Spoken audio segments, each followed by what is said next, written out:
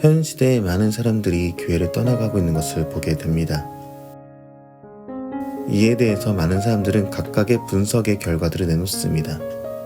교회 학교를 담당하는 많은 사역자들은 기독교 신앙이 성도들의 삶의 문제에 적절하게 응답하지 못해서라고 답변들을 합니다.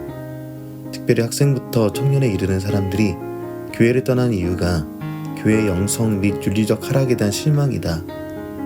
지나치게 바쁘고 힘든 오늘날 청년 세대의 삶 때문에 복음의 적대적이며 세속적인 문화 때문에 인구 구성상 자연스러운 현상 때문에 청년층 인구 감소 때문에 기타의 이유로 교회를 떠나는 것이다. 이렇게 얘기하는 것이죠. 교회에서 예배드리고 앉아있으면서 아무런 감흥도 없이 있느니 주말에 여행 가고 쉬는 것이 최선이라고 생각하는 사람들이 많아지고 있는 것입니다. 얼마 전 저와 면담을 하는 학생도 이렇게 답했습니다. 교회에서 보내는 시간이 다 시간 낭비 같다고. 교회에 앉아있다고 해서 성적이 오르는 것도 아니고 차라리 그 시간에 봉사 점수 쌓으러 봉사활동을 가던지 다른 날 공부 열심히 하니까 늦게까지 잠을 자든지 그렇게 하겠다라고 얘기하는 것입니다. 이 학생뿐만 아니라 교회에 소망이 없는 것 같다고 답하는 사람들이 많이 있습니다. 교회들이 자신의 입속을 챙기느라 주위를 돌아보지 않는 것 같고 싸움만 하는 것 같고 시간 낭비라고 생각하는 것이죠. 20년 전만 해도 사람들이 교회는 뭔가 다를 것이라 생각했고 교회는 소망을 주는 곳이라는 인식이 있었습니다. 그러나 2022년을 바라보는 현재 교회는 시간 낭비하는 곳으로 인식이 바뀌어 있습니다. 지금 2022년을 바라보는 현재 교회는 동성애에 대해서 죄라 말한다 하여 그리고 혼전 순결을 말한다 하여 꼰대라는 인식을 갖게 되기도 했죠. 대학을 다니는 사람들이 팀플을 하려고 해도 아니면 오랜 친구들끼리 여행을 가려 해도 교회는 발목을 잡는 곳 정도의 인식으로 바뀌어 있습니다. 부모님이 가자 하니까 어쩔 수 없이 다니는 중인 것이죠. 사탄은 세상의 인식을 이용해서 교회의 교리들은 캐캐 묵은 것, 자유를 속박하는 것 같은 인식을 갖도록 교묘히 공격해 옵니다. 지금 일어나는 상황들을 바라보면 사단의 전략들은 거의 성공한 것처럼 보이기도 합니다. 교회의 교회학교는 사라져가고 있으며 기존 장년들도 여행을 위해 다른 이들을 자신의 우선순위 중 1순위에 놓기 시작합니다. 교회 다녀도 선한 사람, 착한 사람 인식은 없죠. 정말 소망이 없는 것일까요? 오늘 본문을 함께 보면서 주님이 우리에게 어떻게 소망을 주시는지 함께 보도록 하겠습니다. 본문을 보면 예수 그리스도는 교회들에게 자신이 죽음과 부활을 통해 그들을 위협하는 위험과 사망을 다스리고 계심을 보증하기 위해 휘황찬란하고 압도적인 영광 가운데 나타나십니다.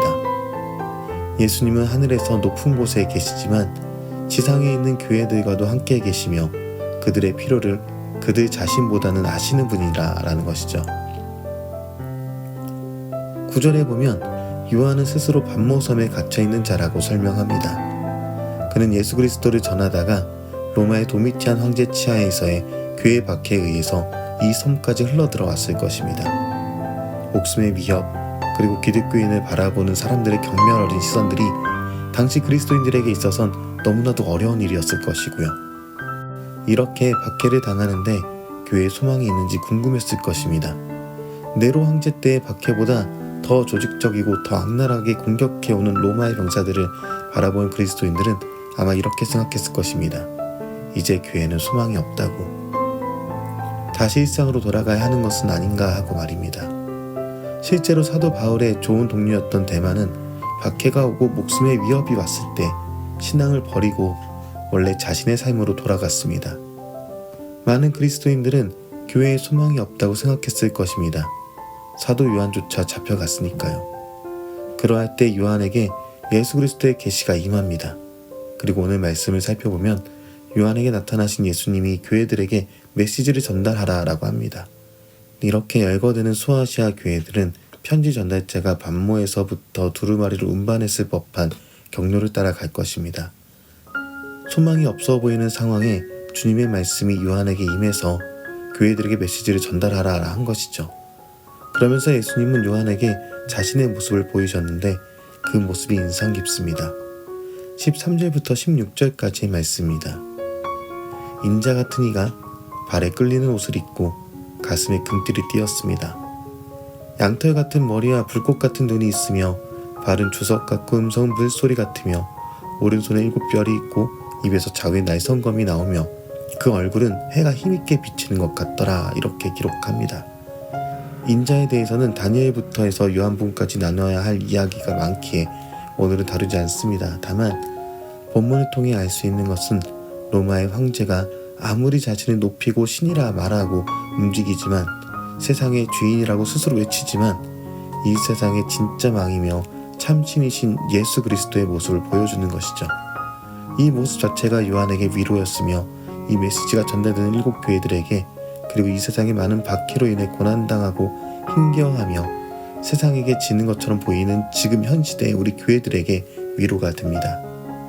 예수님은 참 하나님이시며 로마 제국 안에서 신행세하는 황제와는 달리 예수님은 온 우주의 창조와 종말을 주관해 주시고 영원한 생명과 죽음을 결정하시는 진짜 주님이십니다. 이 진짜 신이신 우리 주님이 어디에 계십니까? 13절을 다시 보겠습니다. 촛대 사이에 인자 같은 이가 발에 끌리는 옷을 입고 가슴에 금띠를 띠고. 촛대 사이에, 이 7 촛대는 교회들을 상징합니다. 예수님은 교회 곁에 계시며 교회를 보호하시는 분이십니다. 촛대와 같은 교회 사이에서 계신 예수님께서는 우리를 보호하시며 지켜주시는 분이십니다. 우리가 참 교회로서 우리 사이에 계신 예수님께 어떤 기도를 지금 드리고 있습니까? 사도 요한은 반모섬에 고립되어 있을 때 우주보다 더 넓고 깊은 환상을 봅니다.